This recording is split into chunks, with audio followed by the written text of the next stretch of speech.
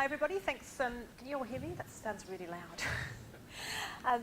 Most of you would know me. I'm usually sitting out there on the desk. I'm the one that sends you the emails, and I've been involved with Chapter for, gosh, since about 2003, so quite a long time. But I'm not a project manager. But what I've realised recently is that most things I do are actually projects. And is that really echoey for you guys? It is. Anthony? Oh, no. Can you actually hear me without it? No? Yes? You're good at, okay, I won't use it then. Leave it on or not? It's not, okay. All right, great. So where was I? Yeah, so most of you have known me for quite a while, and my background is event management and marketing. I've done that for years and years, organising conferences, events locally. Like I said, I've worked with the chapter and lots of organisations. Last year, I ran the social media for the PMI National Conference. So I've sort of switched from events to niched into the social media side of marketing. So we're going to be talking today about LinkedIn, how project managers can use it for personal branding.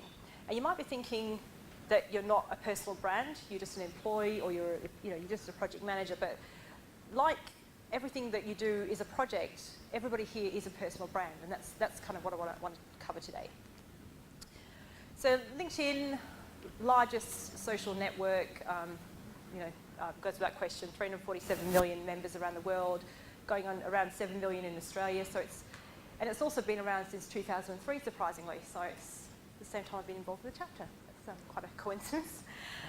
So it's worth investing in, and we're going to be covering quite a few things today as to why you should invest. So you can use it to build your profile, which is all about your personal brand. Use it to connect and build your network, and then it's the engagement. So just to do a bit of a survey, who here is using LinkedIn right now? Like has a profile, is active? Awesome, that's good to see. Who is active, as in using it, every week, every day, part of their communication? Cool, that's good to see. Now, let's go forward. So it starts with, this is something I've developed, this is my strategy. So it starts with your profile in the middle. So you build your profile, and I'm going to go through a few things that you can do. But a lot of people stop at that. They build their profile and think, well, build it and they'll come. But it doesn't work like that. You've got these three strategies you need to work on. So your connection strategy, and that can include how you're connecting to people, who you're going to connect to, who you're going to allow to connect to you as well. And once you've connected, it's your communication strategy. So how are you going to engage with those connections to build a relationship, and also content. Is anybody here using the publishing feature of LinkedIn? I know Graham is, because I read your content. Anybody else using it? Because what you can do is essentially, if you write articles, white papers, blogs, you can publish on LinkedIn directly, which is great for your personal brand. So I'll cover that as well. But it really starts with, whenever you're writing a profile, it starts with what you want to achieve. And one of the big mistakes people make is they make it about themselves. So and the worst one is when it's written in third person. So if my profile was, Jo Saunders is, LinkedIn guru, blah, blah, blah, she's done this, that, and the other, I wouldn't do that, and I really don't recommend you write it in third person, because LinkedIn's a platform to connect with, it's about people connecting to people. So as soon as you write it in third person, it sounds like you're not there, and it sounds like someone else has written it for you. It could be your assistant, your marketing person. So just think about that when you're writing your profile. But think about why you're on LinkedIn and what you want to achieve. So who is it you want to attract? What opportunities are you looking for? And also, what are you going to measure? Because any type of marketing, and like I said, you might not be thinking about this as marketing, but you're marketing yourself, really. What is it you're going to measure in terms of your success? So we'll start with profile building, and this is actually Sarah. So Sarah, you might have met, she's on the desk today. This is Sarah. Now, a reason I took this photo down, you can see she's wearing the same shirt right now, but one of the things I talk about with profiles, a lot of people are hesitant to put their photo on their profile. And if you don't have it, you may as well walk to a networking event, you may as well have a bag on your head and sit here and talk to people. And obviously you wouldn't do that, would you? So I thought I'd put that in the slide there, because I thought that was a great way to demonstrate we don't do that, so don't do it on LinkedIn. And if you think you're not photogenic, just get over it, because you look the way you look. It's worth investing in a professional photographer if you've got the funds to do it, because like I said, you're your brand. And if your photo is blurry, it's in the distance, it's not doing you any favours. So consider that. So I'm showing you my profile, not because it's the best by any means, but just to demonstrate some examples. So if you straight away, LinkedIn released these stats, I think it was late last year or early this year, that if you've got a profile photo, your profile is 14 times more likely to be viewed than if you don't have a photo. It was 11 last year, and it was like 8 a few years ago. So it's increasing. So it just goes to show the power of a photo. And as they say, a picture paints about 1,000 words. You've got your name, which is pretty obvious, but don't make your name some long title like, I would never put, Joe Saunders, marketing extraordinaire, blah, blah, blah, because that's not your name. You can put credentials, so if you're a PMP, yeah, put that there, but if you've got, 20 degrees, don't list all of them, because that's overkill. Think again about your target market, what do you want to achieve, who do you want to attract, and use the credentials that are relevant to that. Next one down, the most important thing on LinkedIn, other than your photo and name, is this area, your headline. So mine is diversifying LinkedIn and social marketing through training, consulting, connecting and attracting opportunities. I change it a lot, purely to test. I like to test and measure. I test on myself, but it's good to work out. Well, think about it as an online elevator pitch. So if you had to stand up today and all introduce yourself in a sentence what you do, that's what you need to do on LinkedIn.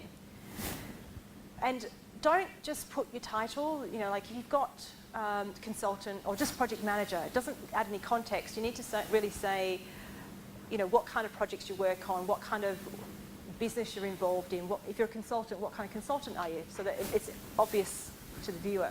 Because really, when people are looking for you, all they're going to see is your photo, your name, and your headline, and you want them to click and look at your profile. So make it easy for them to click. And make sure it's complete. So fill in all this information here. All your contact information. It's really important. And customize URL. Here you've got this link. So mine's /Joe Saunders. Make sure that yours is customized. Otherwise, you might have something like /pub/au/your name hyphenated with like numbers and hyphens. So make sure that you customize yours. And it's very easy to do. You just go to edit mode and click on the pencil and off you go.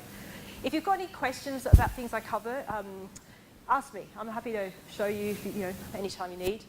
Also, you've got a handout, which is really a bit of a roadmap to take away to give you some tips on how you can create your own profile, some suggestions on what you can do yourself. Now, this is very orange, but here's some things not to do. Now, remembering LinkedIn is a professional network, and I'm just using a few examples from my own network of whether, I'm not going to say if they're good or bad, you can judge for yourself. One person here, that's Rob, the communications director, Rob Hurst. Now his profile photo, his previous one, is him in cycling gear. And you might think not appropriate for LinkedIn, but I actually disagree on that one because, and I asked him if I can use the example, because it shows that there's more to Rob. I mean, it's hard to see from far away, but you can see he's wearing a medal. It's a headshot, you can see it's him, but it makes you realise there's more to Rob. And if you've got an interest in cycling, it's a reason to connect. So don't think you have to have a suited up photo. I mean, it's good, but it may not be your brand. A couple of examples here, and this is Con. He actually took my photos. He's a Melbourne photographer, but that shows straight away you can see he's a photographer. This lady at the top here, if she was, say, a legal secretary, I'd question that photo, but she's actually a personal trainer, so it fits really well. It's appropriate, there's no cleavage, and there's a bit of skin, but she's got the sneakers over the shoulder, so it brands her. So my point is, think about how you can brand yourself. I was talking to a project manager recently who does construction projects, and so I said, do you always wear a suit? And he said, well, no, I'm usually on site wearing a hard hat. So I said, well, why don't you have a photo on site? So straight away, you know what kind of project manager you are. Yeah, I mean, this guy here with a stormtrooper. If he works in a gaming store or is a gamer, maybe it would work. So just think about what it says. This one here, covering a face, well, it doesn't really say a great deal about it. You can't really connect. And the worst one to have, really, is this one here. That's a paper bag. So anybody here doesn't have a photo at the moment? Yeah? So just have a think about it. Don't hide behind the grey man, the blue man, whatever colour it is for you, but think about the person connecting to you, because my name's pretty common, so if I don't have a photo, how do they know which Jo Saunders I am? I mean, obviously my profile's quite complete, but if you've got quite a scarcely filled profile, it's not going to be obvious as to who you are. And people connect with people, so they need to see you. So if you've got a hang up about your photo, essentially just get over it.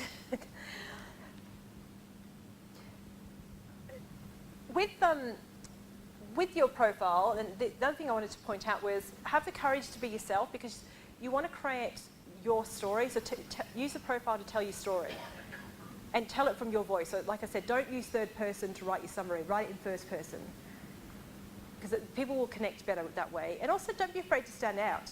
You don't want to sound like every other project manager. So think about how are you different? What is it that differentiates you? Is it the type of projects you work on? Is it it might be your background, it might be qualifications, it might be what people think of you, it might be maybe you've written a book or you speak or whatever it is that differentiates you. So add that into your profile. But also, if you're employed by an organisation, something to consider is does your organisation have any social media guidelines you need to be aware of as well? So always consider those and how you're representing yourself, but also how you're representing the organisation. So that's just something to really think about. So the other point 2 was, like I said, the connection strategy. So thinking about who you want to connect to, how you're going to connect to them, what you want to achieve from connecting, how you're going to also process the incoming connections. How many of you use your mobile phone to manage your LinkedIn connections? Is that of interest? A few? Cool. I mean, mobile phones are great for, say for a networking event, you say I want to connect on LinkedIn and you can do it there and then, that's great. But if you're researching people you want to connect to and you do it without sending a personal message, then your mobile phone may be a little bit limited into what you can do. Now, with connecting, actually, has anybody got a business card handy? I should have brought one to the front. Well, Marsha, you got one? Oh, you're closest. Great. Well, I'll pretend this is mine because I just didn't bring one, that's all. So if I'm at an event and, if I've met you, now, is that how you'd meet somebody? Would you ever go over and hand a card and walk away? I really hope not, because that's not very good socially. What you do, you'd have a conversation, you have a chat, and then you'd swap business cards. So if you're connecting on LinkedIn that way, as in hitting the connect button without any conversation, think again, because that's your chance to make an impression, to have that chat with people. So mistake number 2 is connecting without conversation. So these are the classic examples you get from connecting either on the web or on the mobile, and you probably all get these. 90% of people connect to me this way, and I don't say yes at that point unless I know them well and I'm expecting it. So say Keith's at an event and tonight he said, I'm going to connect to you. Are we connected? Yeah. Well, okay, but say we're not connected. Clearly. But say we're not connected and you said tonight, let's connect.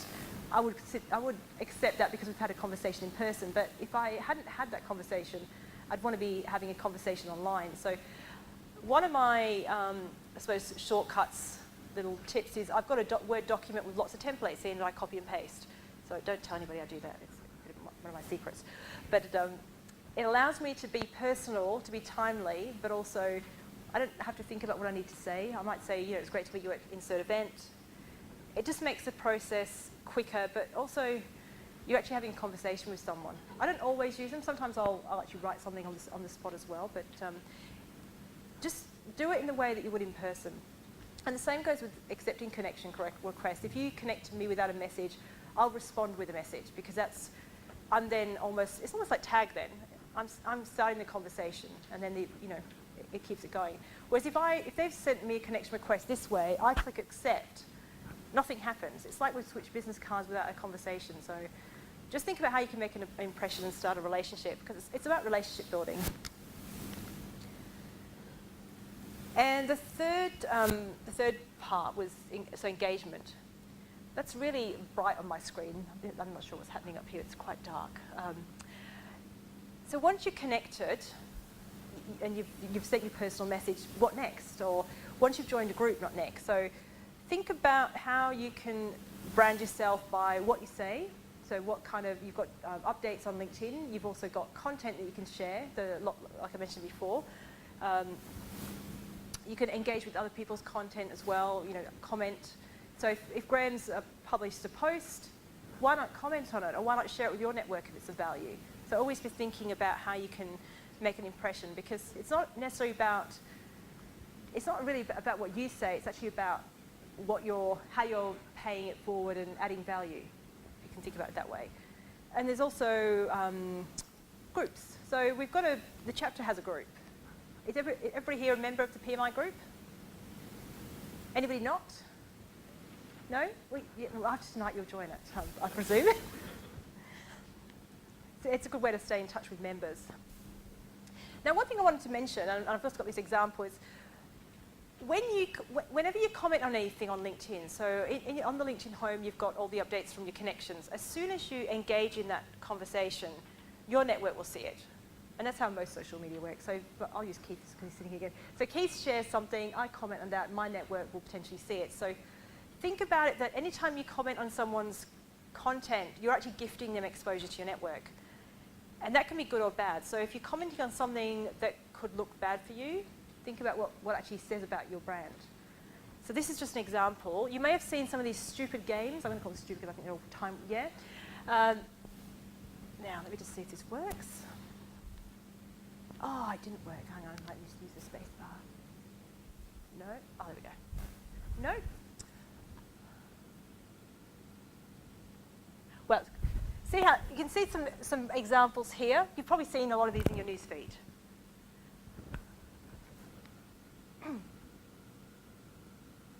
Let's go back to the slides. Oops. Oh, hang on a second. I've stuffed it up now. Don't you love that? Play from current site. Here we go. So have you all seen those games? Do you know what I'm talking about? So there's, intelligence tests. How smart are you? 97% of people don't know the answer. And of course, people are compelled to respond. And if you look at any of these are the only type of posts that will go viral on LinkedIn. And I mean, it's hard to see from the back, but I mean, this one's got 118 likes, 12,000 comments. Oh, I'll show you the next one. But there are always thousands and thousands of comments. But what people who engage in these sorts of games forget is that you're actually gifting the creator exposure to your network. And secondly, it's also a representation of your brand. So what is it saying about you? You're cluttering up the news feed. Does it add any value? Not really. Are you actually proving you're really intelligent? Probably not.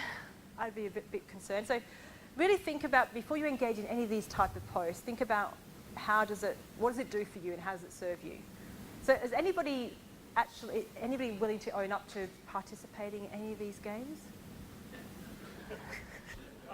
No. Well, I have, but I usually do it with a negative. I usually link to I've actually got an article about these with loads of different examples, and I've actually written about the impact of engaging. So I usually just link to my article and say, read this and understand why this is a waste of your time. So feel free, it's on LinkedIn, it's on my LinkedIn profile. Other problem with LinkedIn is, and this is a lot of people do this in the marketing areas, we're suddenly connected, and it's almost like I'm on your email list. So I'm connected to Marshall. Marshall's running an event, so he's going to invite me to his event constantly and tell me about all his things that are coming up. And there's a bit of a fine line in terms of where that sits with the Spam Act. And I haven't signed up for that email list. So it's LinkedIn, it's not an email list. So really think about how you're communicating with people. It's probably not as relevant to you guys because a lot of you would be working for organisations as opposed to running your own business. But a lot of business owners will do that. They'll treat it like a marketing list. So really just be careful because it's still spam, and once again it's noisy and people don't like it. But that applies to groups. So I wanted to bring up groups because groups are a really valuable part of LinkedIn. So like I said, the chapter has a group. It's usually me posting in the group. And it's usually me talking about what events are coming up and what workshops we've got coming up, which might be of interest. But it's also a space for members to engage as well. So you could talk about work with, any job opportunities or projects that are coming up that you need looking for help on. It could be just commenting on other people's posts in the group, and there are a few.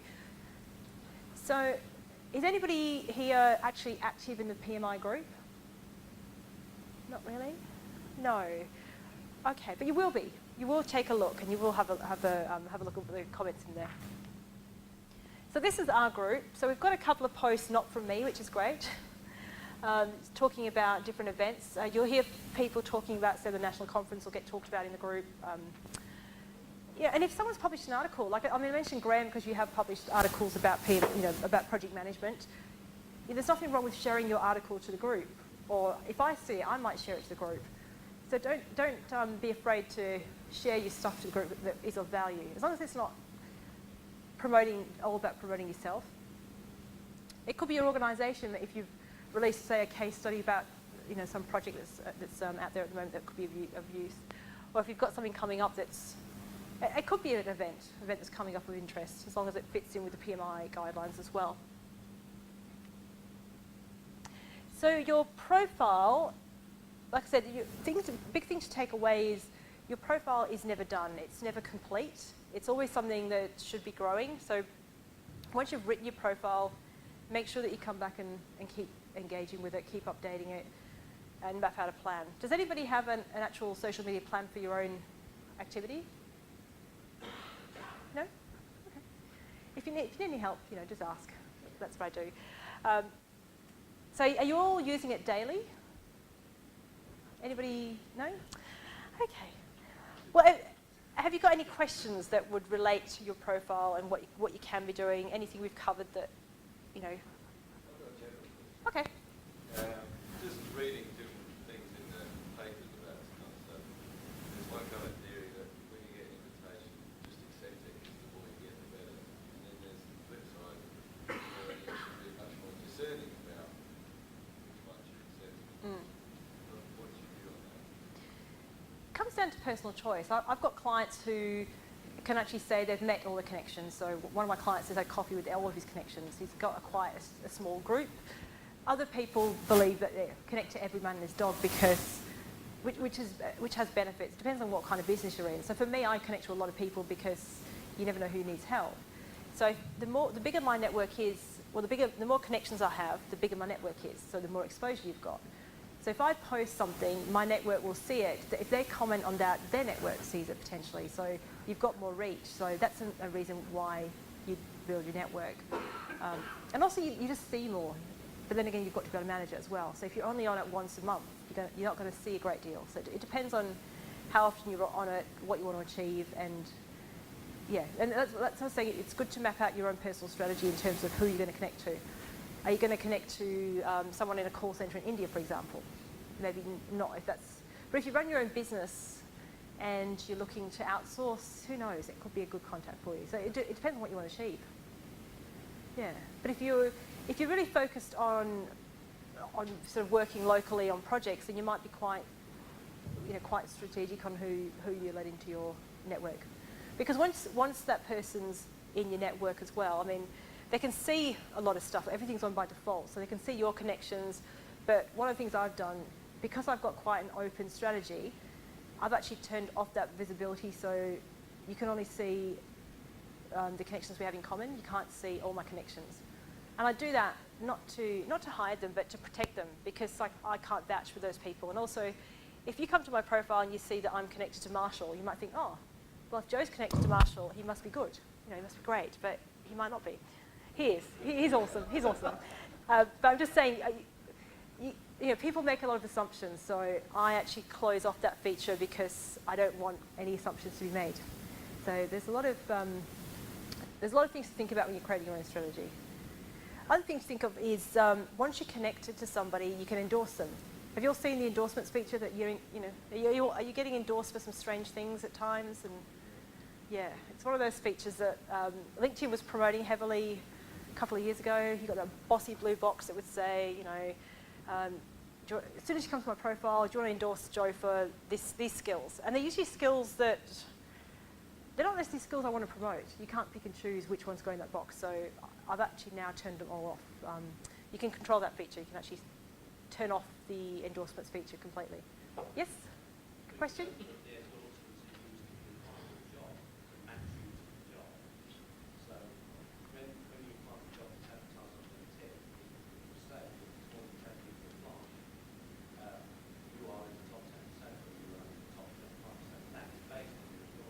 Yeah. Okay.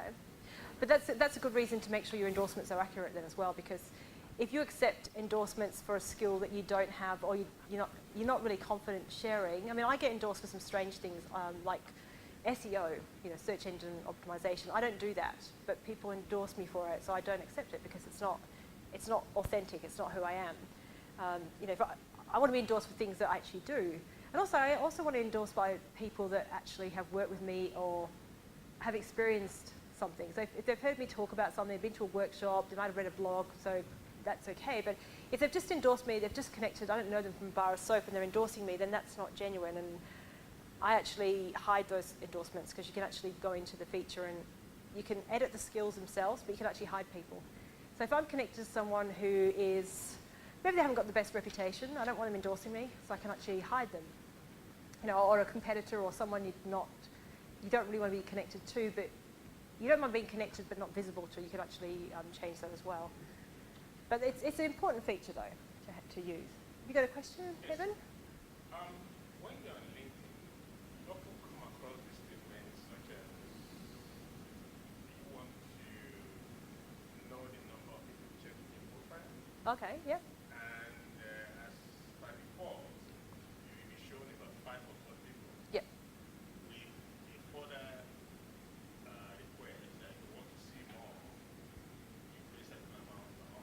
Yeah. What's your comment on that? Well, it's one of those features. That's one of the features of the paid membership, and I've got the paid membership, but that's not the reason I have it. I mean, paying for that, is that of value? I don't think it is, because if you're in LinkedIn often enough, you can actually capture that data anyway. So yeah, you're right. You can only see the last 5 people, but if I was in LinkedIn every, say, twice a week, I could go into that feature, I could take a screenshot, I could copy and paste a word, so I can capture the data. But it comes down to what you're doing with the data. Is it really useful? Is it worth paying for? Some people may click on your profile by accident. They may just be curious, they've seen something. Does it mean they're interested? Not necessarily. It's interesting, but it comes down to, is it of value? I mean, it's one of the features. I mean, there are other benefits of having a paid account. Things like the advanced search, you can do a lot more with. You've got in-mails as well, which allow you to contact people directly that you're not connected to. And there's lots of other features. I've actually got an article on my LinkedIn profile that goes through all the benefits of the free versus the paid. Because while I help people with LinkedIn, I'm not associated to LinkedIn in any way, so I don't get any cutback for promoting their service. So I often question why I'm doing this because there's no yeah. Question, Marshall? Yeah, touching on what you were talking about before, public profile and connections profile. Yeah. Any recommendations on what you should be making the general public can see on your profile as opposed to your connections? Good question. Well, one thing not to have public for anybody is your birth date. I mean, I'm always surprised that people actually have their date of birth, displayed. Not for vanity, but purely for identity theft. I mean, yeah, that's a no-brainer for me. But a lot of people have that on display. Depends once again what you want to achieve from your profile. So for me, anything on my LinkedIn profile is public. I don't put anything on there that I don't want anybody to see. But that said, my profile is very long, and if you're connected to me, actually scroll down and you'll see it's very, very, very long, very long. No one's reading it all, but it's the way I've created it that way is because some of it's for the search engines, so that the keywords are coming up through your profile. Some of it's for the ability to connect to people from from different parts of the history. And I've used every part of my profile, but I've actually turned some off from the public view because it just makes it way too long to read. I've just focused on the important stuff. So it might be focusing on, say, your summary, your experience, and depending on what you're looking for. If you're looking for potential new roles, then you might focus on part of it.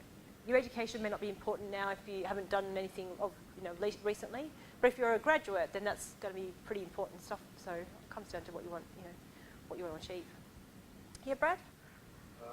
Joe, the a lot of people I see have got a profile and their profile has got like bold heading and then normal text. I've tried to do that in my own profile and I can't seem to do it. Is that a paid service? What do you mean bold? Well, just like they'll put the project they worked on in bold and then anything underneath is just normal text. I can't seem to, when I go into my profile, it just doesn't seem to be a picture available to be able to change the font. Well, you can't. Yeah, you can't. LinkedIn doesn't have any formatting available.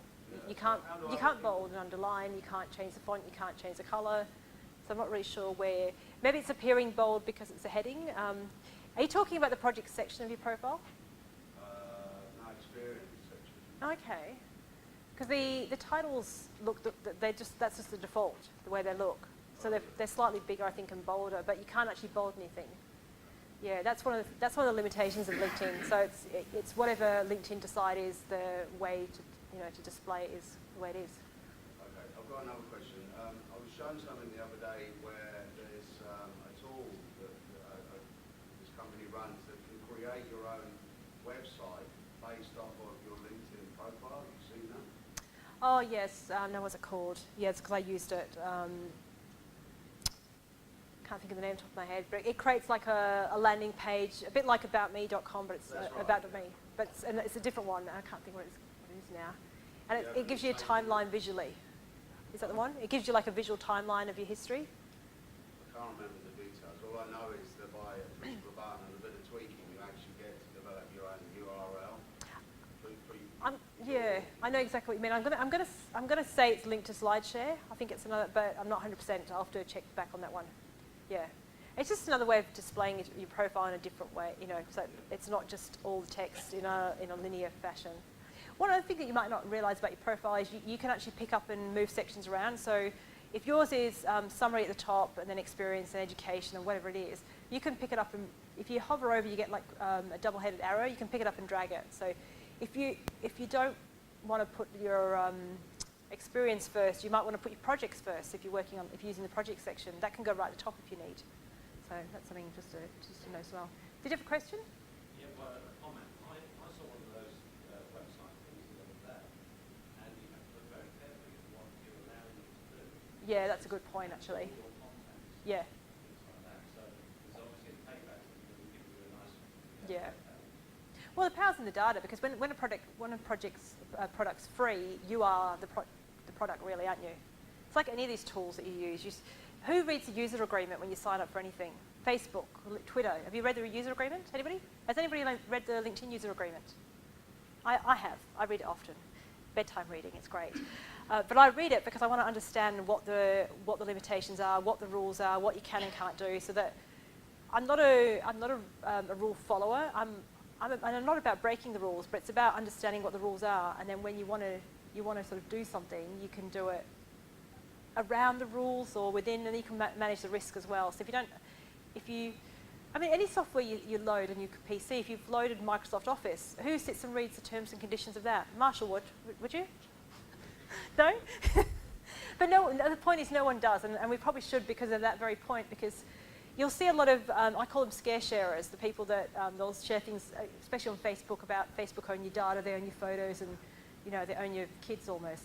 But if you understand the user agreement, you understand what the truth is. And that's something I guess I'm quite passionate about, because people are quite quick to jump on and have a go about something when it's not necessarily true. But the onus is on you, because if you don't read them, you could be signing over your contacts without realising. And LinkedIn do that. I mean, does anybody use the Outlook connector for LinkedIn? So that when you look in your email, you've got the photo preview that comes up. And yeah, so I was using that on my PC. I don't use it on my Mac, but that's got, same again, that's got some things that you're allowing it to do.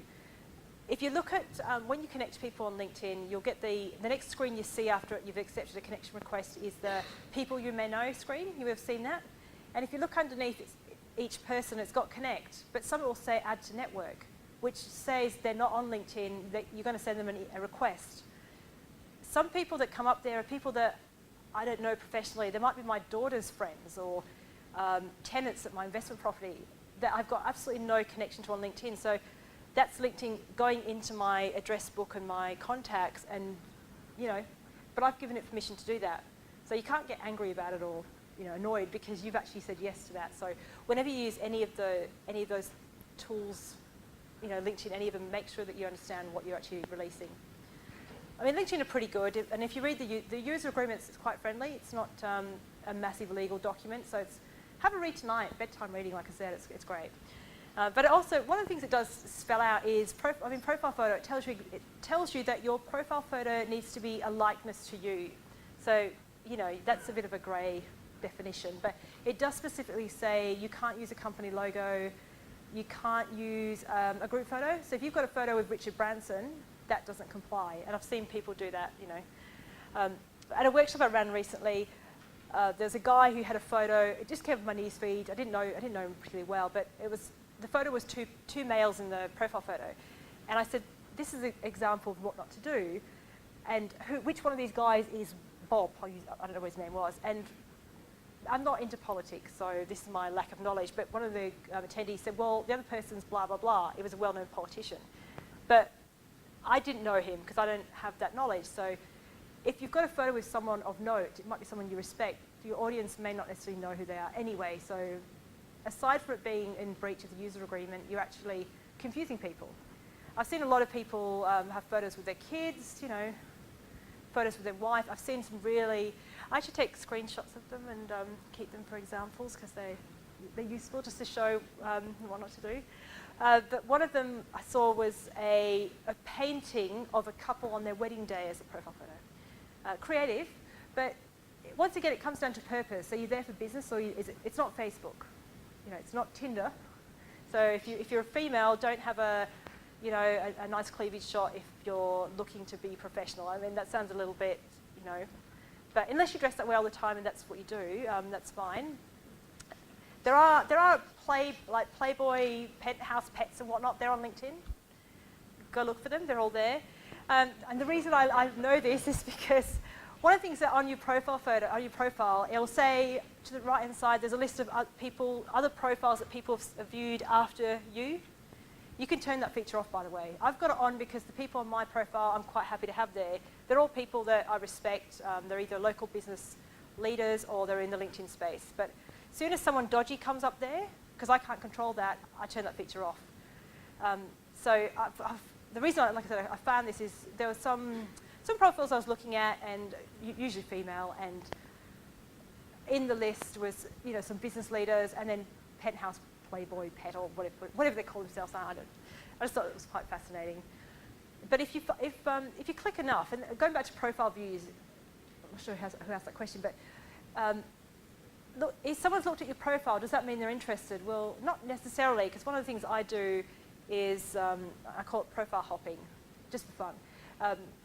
Just to see where it takes me, because I often blog about things. I'm very curious, and I like to work, to see how things work and how we can improve things. But if I click on Keith's profile and I can see that people have also viewed Graham, I go to Graham's profile, then I might go to George's profile, then I might go to Marshall's profile, just to see where it goes. Because eventually you'll get some interesting people that you may come across in the process. It'd be like going to an event and then going to an event that they're at and then going to another event. So Peter's going to this event there. I've never been to, I've never heard of, but I'm going to go and see who I know there. But you'll find some interesting characters along the way. I've seen magicians, ventriloquists, tarot card readers, and rock stars. There's a lot of rock stars on LinkedIn as well, so it's an interesting place. So any other questions before we finish up? Yep.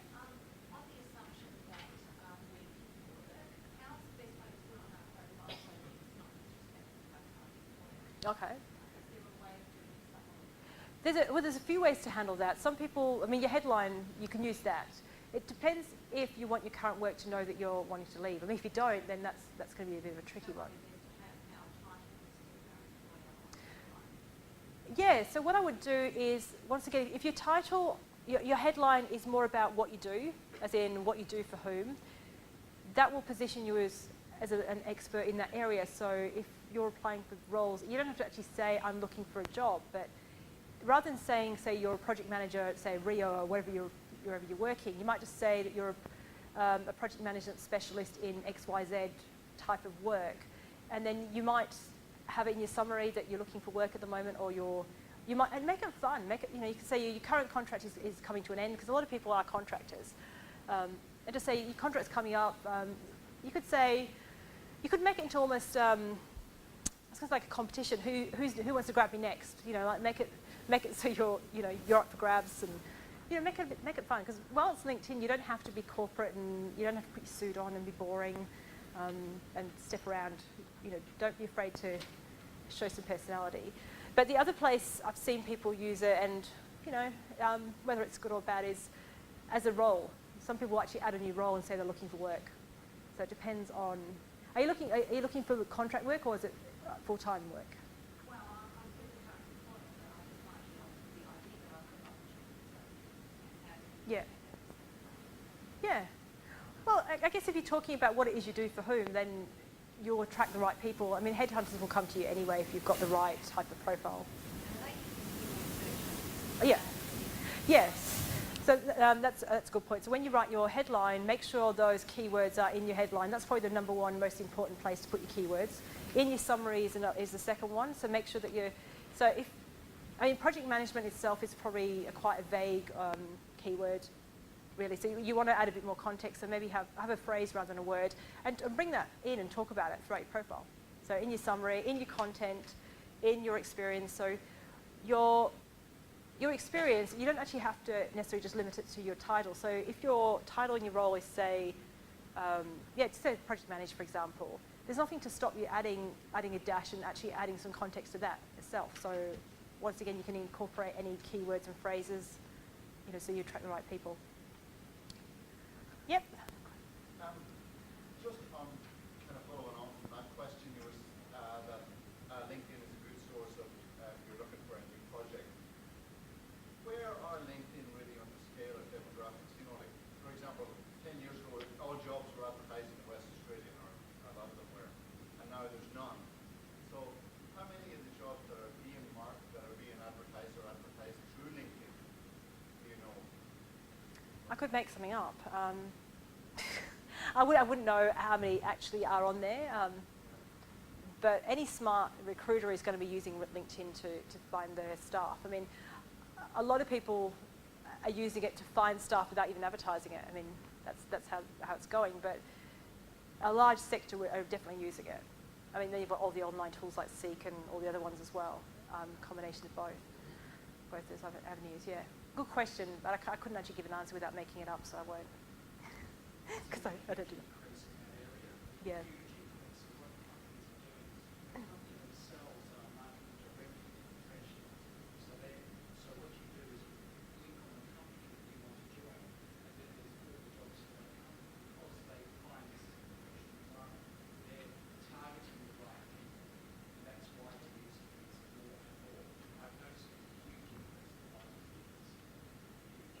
And also be sure to follow the companies.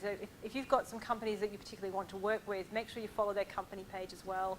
Look, and that's when you want to be looking at their profiles. So look at the decision maker profiles, the people you want to be working with. They may look at your profile, and it just raises you on their radar, so that if they happen to be recruiting, you'll be top of mind. So, and as part of your process, so if you've applied for a role, or you're looking to apply for a role, search who those people are and look at them. So put yourself out there.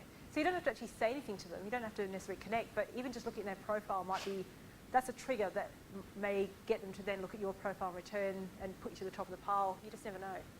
Now, like I said, that handout you've got there has got lots of tips on how you can build your own profile and some things to consider. On the back page, the summary is a section that a lot of people miss. I don't know if it's just because it's too hard.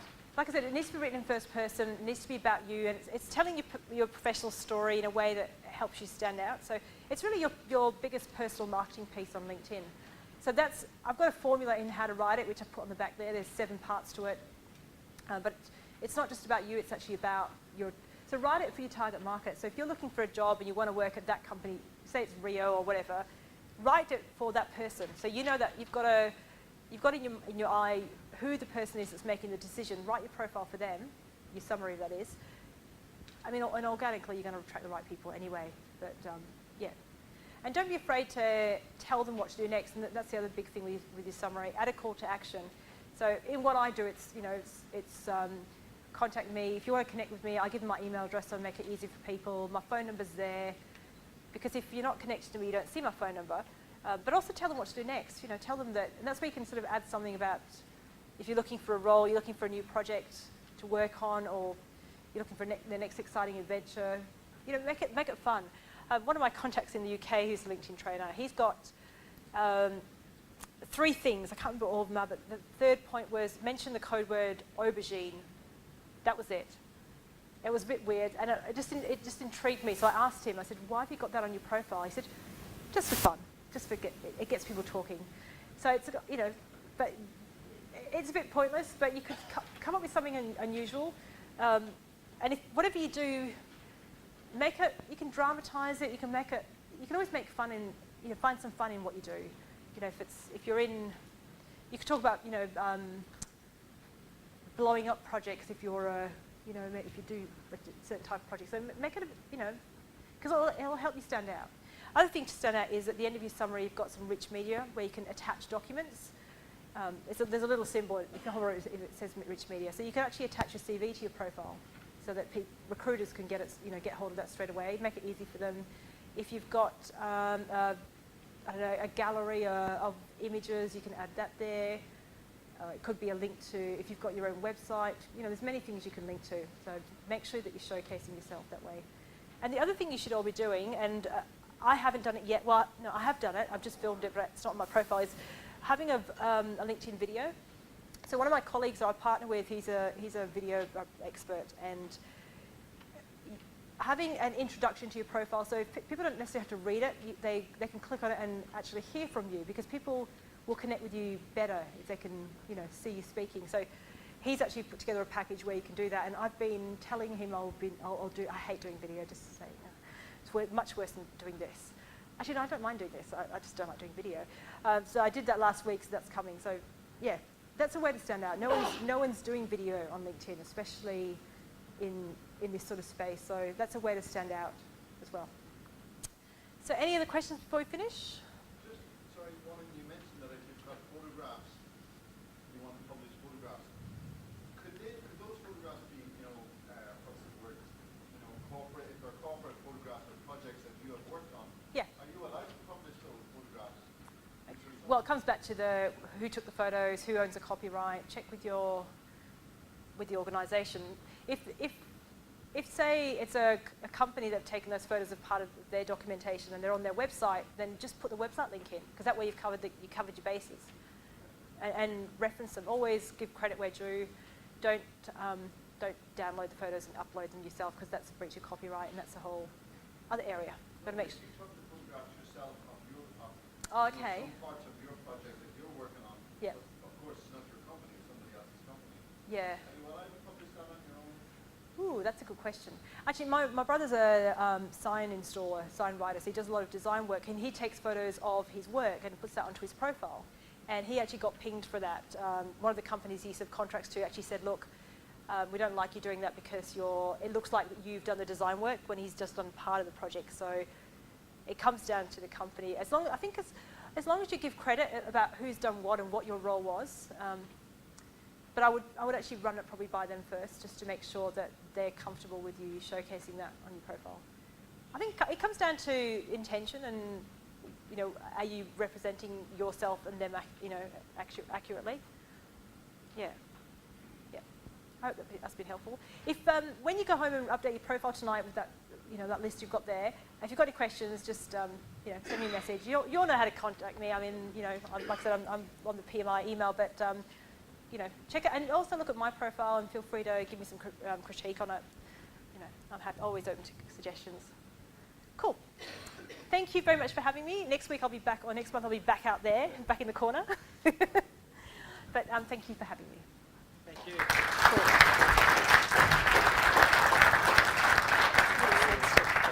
It's really sensitive. Thank you. Don't like that. Thank you very much.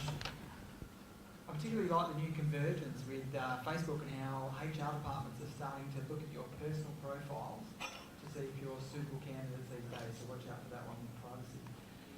Ladies and gentlemen, I'd like to invite up to stand just very briefly Colvin DeVogel, our membership director. He's just got a little thing to say.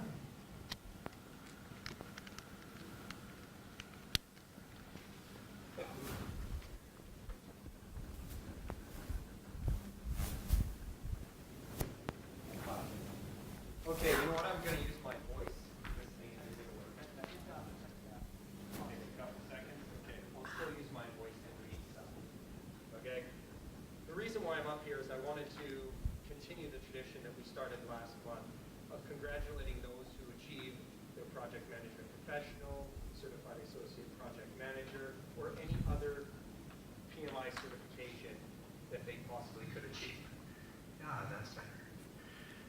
So last month we had a couple of hiccups where no one was actually here to receive them. I know this month we don't have too many people. There were only 2 people who achieved their certifications last month. I would like to call the names out. If they are not here, let's still clap for them, okay? But hold your applause till the end. I know that one of the members is not going to be here today because they're overseas. So first of all, I would like to congratulate Bob Anderson, who achieved his PMP certification on the 13th of March 2015. And second, I would like to congratulate James Barr, who achieved his program management certification on the 10th of March 2015.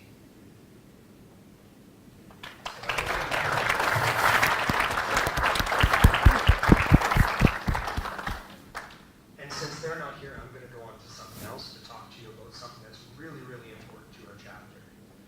I want to talk to you about volunteering. Because without volunteers, this chapter doesn't run. They're the backbone. They're the ones who help make sure we can deliver value to you on a monthly basis. Now, I'd like to ask you one question. Who here knows some of the benefits of being a volunteer with PMI? Hands up. Right over here, Marshall.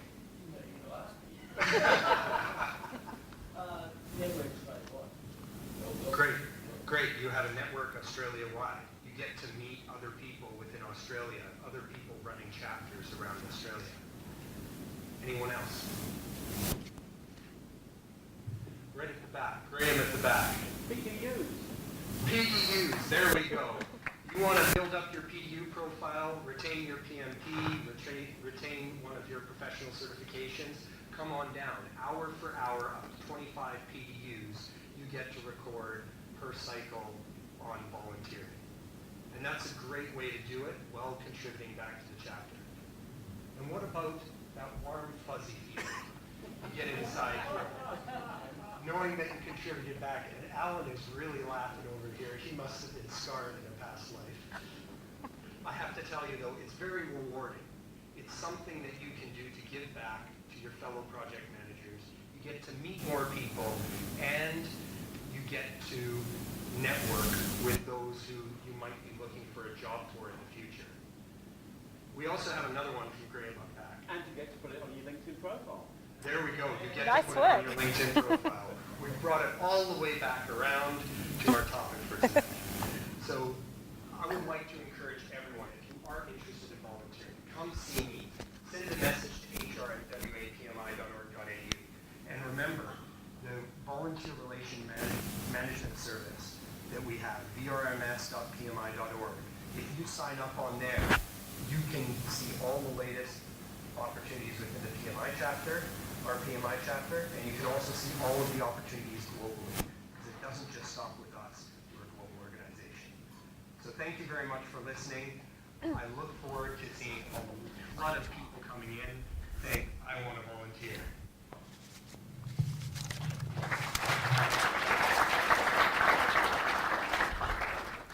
Thanks, Cole. And we've got the draw to do, but before that, just very quickly, I thought I'd introduce you to our president on the board, which is James.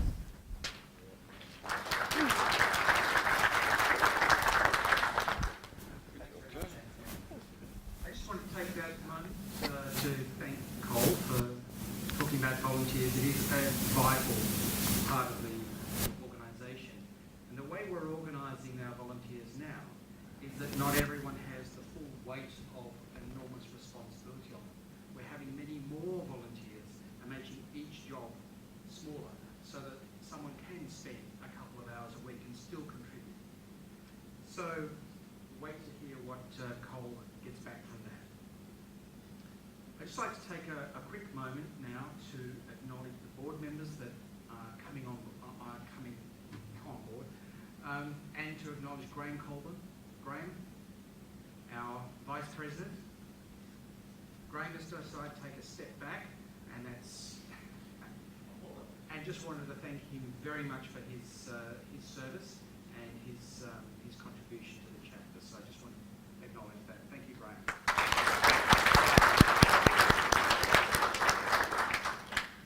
And I'd like to mention that we've had Anthony Rasper stepping forward as Vice President, stepping into that role, and a new director, Nick Lynn.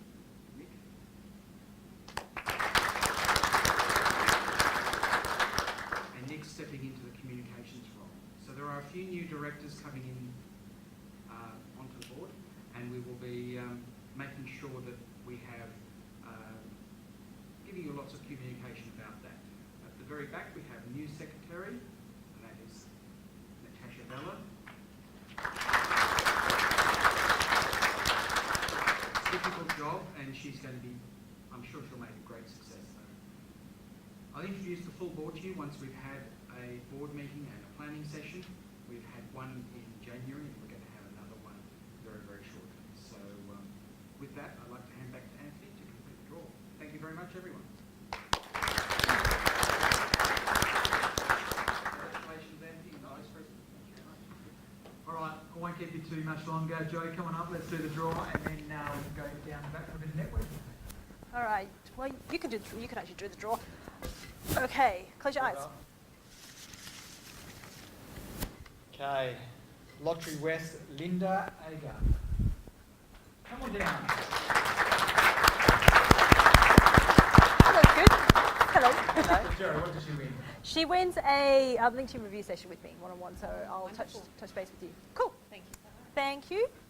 Thank you very much. Thank you again, Joe, James, and the board.